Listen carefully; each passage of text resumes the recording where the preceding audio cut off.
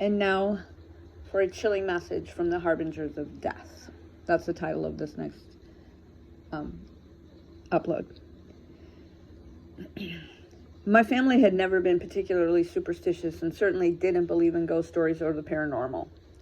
That's what made what happened to me an even more frightening experience, considering the bizarre circumstances. The first 3 decades of my life were quite average, having gone to college, marrying, and having children. My wife and I weren't very religious and didn't go to church. We weren't even sure about the reality of God.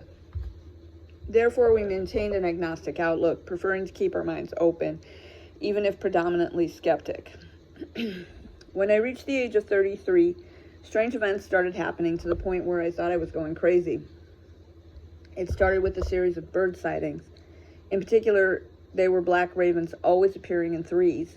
Every day for nearly 3 weeks, I saw 3 ravens on the lawn, on fences, on power lines, and other places. I asked a colleague at work about the ravens, and she said that it was an omen that someone was about to die. When I told my wife, she laughed at me, but I was slowly convinced that something bad was about to happen. I felt like I couldn't escape them, but when I drove to work the next day, I was relieved to notice 0 ravens.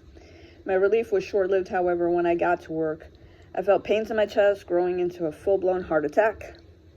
I rushed to the hospital and admitted. Soon I began to fade in and out while I waited for my wife and the doctor. As I lay there, I heard the fluttering and flapping of wings. When I opened my eyes, I nearly freaked.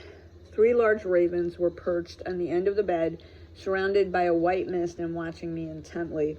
I was so weak that I couldn't open my mouth to scream, but then I noticed a looming figure appearing in the mist. I couldn't believe my eyes. It was my dead grandmother, wearing long, flowing robes and smiling sweetly. She looked down at the ravens and stroked them before looking back at me and saying, "Are you ready to join us?" I started to weep and shook my head.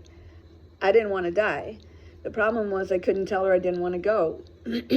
She floated over and placed her hand on my head. Then I saw my life flashing before my eyes as I continued to weep.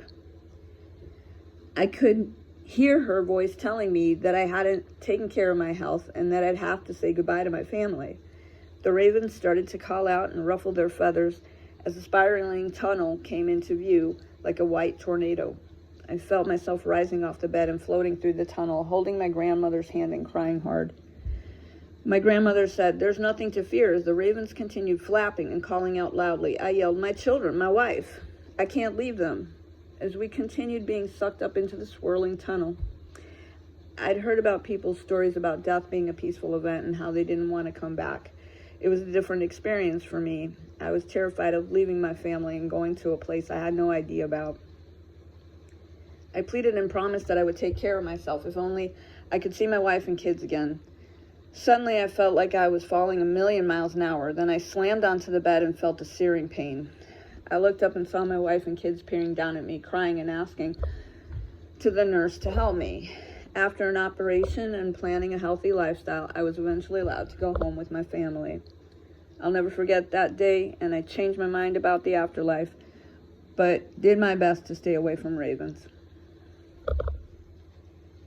This story was found on backpackerverse.